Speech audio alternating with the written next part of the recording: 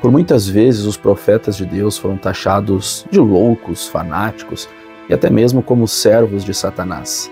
Tais acusações vinham de pessoas que se diziam céticas ou mesmo por religiosos que mantinham inclusive certa proximidade com esses profetas. Nesse contexto, nem mesmo Jesus Cristo esteve livre de ser vítima desse tipo de falácia.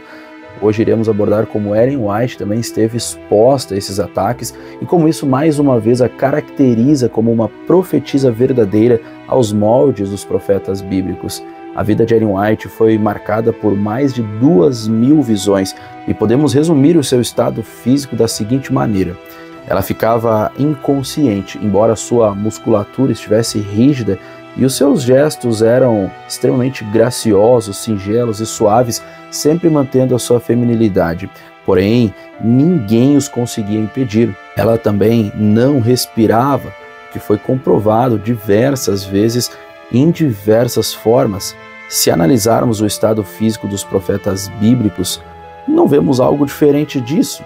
Daniel, por exemplo, fala do seu estado físico no capítulo 10 do seu livro, descrevendo que somente ele tinha a compreensão do evento da visão, que ele também perdeu os sentidos, acabou ficando pálido, sem forças, até mesmo desfalecido.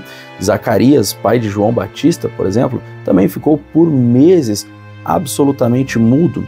Já o apóstolo João descreve o seguinte em Apocalipse 1,17: Eu, porém, quando o vi, caí a seus pés como morto, e ele o pôs sobre mim à sua destra, dizendo-me: Não temas, eu sou o primeiro e o último.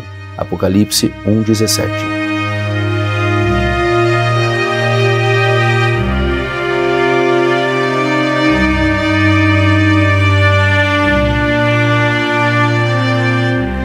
Muitos esquecem que os profetas são pessoas normais em termos físicos e mentais também. Quando um profeta tem uma visão, é natural que o seu corpo e a sua mente reajam de maneira anormal. No entanto, isso não significa automaticamente que eles estivessem ou estejam doentes mentalmente. Alguns acabam acusando profetas como Ellen White de possuírem doenças mentais, psíquicas, por causa desses comportamentos incomuns durante as suas visões. A pergunta principal é: como deveria ser o comportamento de um profeta durante uma visão?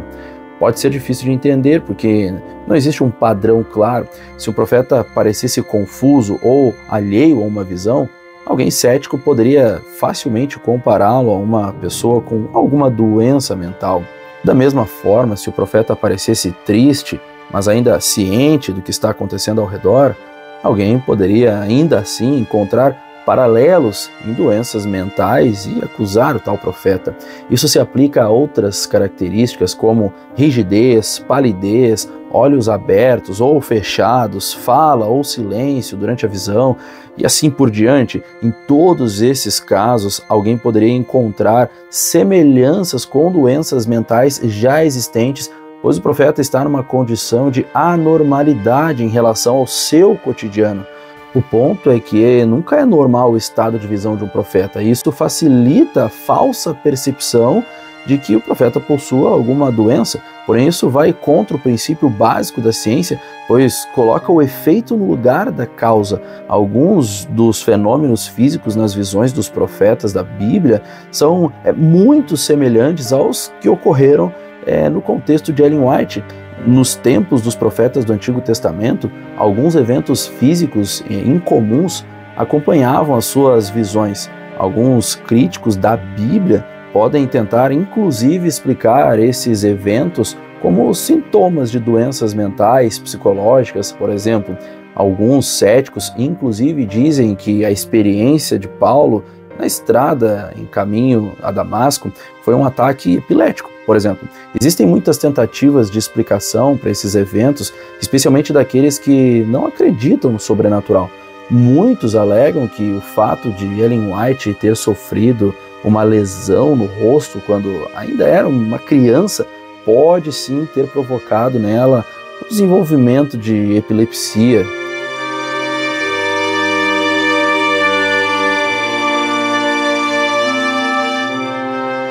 Mas vamos aos fatos acerca dessa questão. Primeiro, afirmações como essas atualmente, perante todo o desenvolvimento científico, são vistas quase como uma ignorância ou má fé.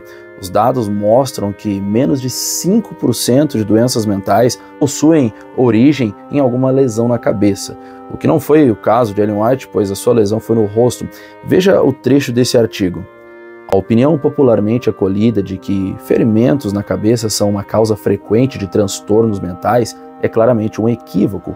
As internações em unidades hospitalares por distúrbios mentais considerados como psicoses traumáticas, ou seja, lesões, no sentido correto do termo, não chegam a 1%. Ataques epiléticos não tratados geram consequências graves e, em muitos casos, irreparáveis. Ellen White teve em torno de 2.000 visões durante 70 anos. Se fosse um caso de epilepsia não tratada, dificilmente ela teria produzido tudo o que produziu. Dificilmente ela teria sobrevivido, inclusive.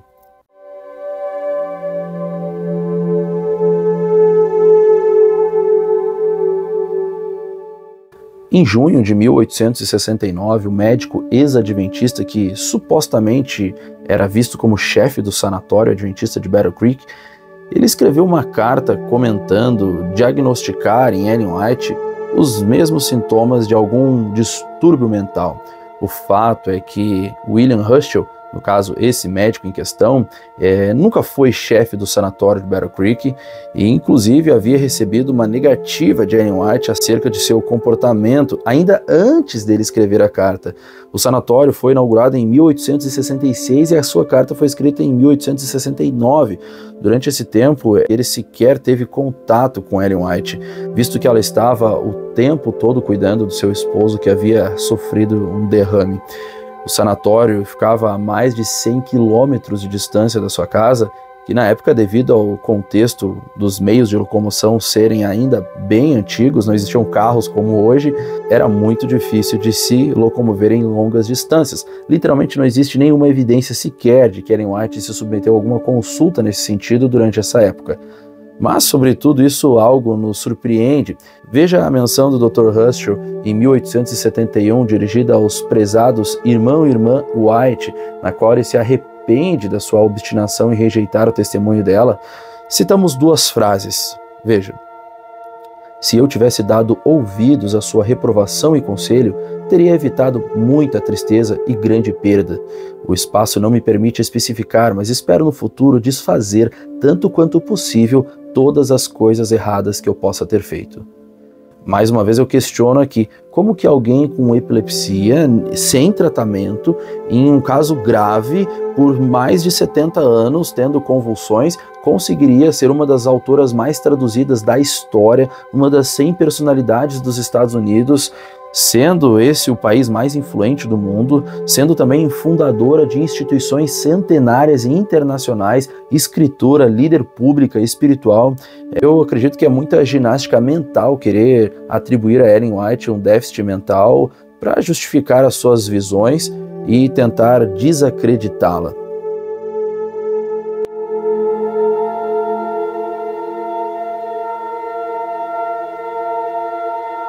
Fairfield foi outro médico do sanatório de Battle Creek e ele alegou que Ellen White tinha sintomas de epilepsia. O curioso é que ele se formou em 1878 e somente escreveu a carta acusando Ellen White em 1887. Durante esses 9 anos ele não teve contato com Ellen White, pois ela passou em média 8 semanas por ano em Battle Creek e na maior parte do tempo confinada e escrevendo. Com qual base ele diagnosticou ela? Além do mais, ele também abriu uma instituição de saúde concorrente ao sanatório adventista. Obviamente, para ele seria bem lucrativo se as pessoas vissem com maus olhos o sanatório de Battle Creek, que era mantido por Ellen White.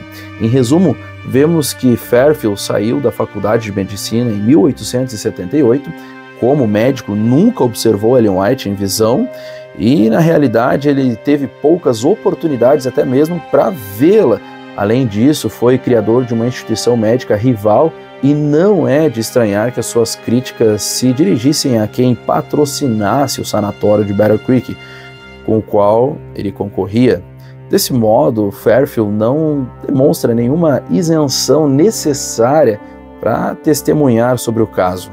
Então, até agora todos os casos que vimos eram de pessoas que haviam sido reprovadas por Ellen White em alguma conduta ou não haviam tido contato algum com ela, sequer falaram com ela. Em ambos os casos mostram que não há isenção nenhuma dos relatos na colocação dos críticos.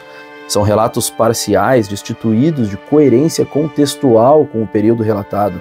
Essa temática continuará no próximo vídeo com mais relatos sendo refutados um por um, mostrando com clareza e racionalidade a ação do espírito de profecia em seus profetas. Se esse vídeo acrescentou algo e algum conhecimento a você, compartilhe para que mais pessoas também tenham acesso a esse conhecimento. Que Deus abençoe a sua família e você.